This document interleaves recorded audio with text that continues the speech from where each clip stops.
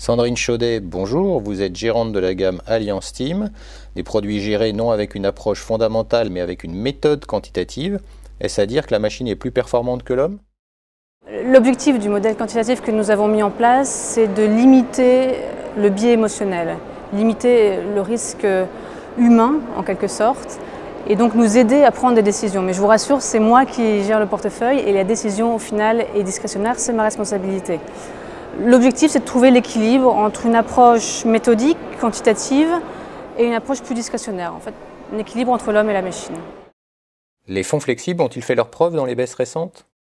Oui, alors justement, l'objectif de ces gestions flexibles, c'est de faire preuve d'asymétrie, c'est-à-dire capter au maximum les hausses et résister dans la baisse.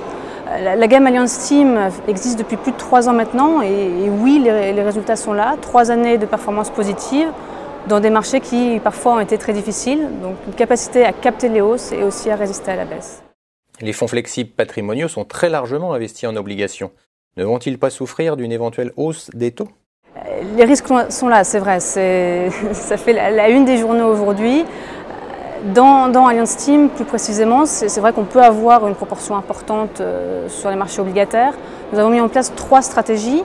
La première, c'est une stratégie de couverture, de protection contre la hausse des taux longs allemands et la hausse des taux longs américains. La deuxième, c'est une grande diversité, une grande diversification dans nos choix de gérants. On sélectionne des gérants actifs, flexibles eux-mêmes, très opportunistes, à la fois sur les marchés internationaux de taux et sur les devises. Et donc l'objectif, c'est vraiment d'être très diversifié et de résister avec ces gérants. La troisième et la dernière, c'est la mise en place des signaux de vente. Si ça décroche, eh bien, nos signaux quantitatifs nous aident à vendre ces marchés qui subissent des baisses. Donc trois stratégies qui nous aident à nous prémunir en cas de hausse des taux.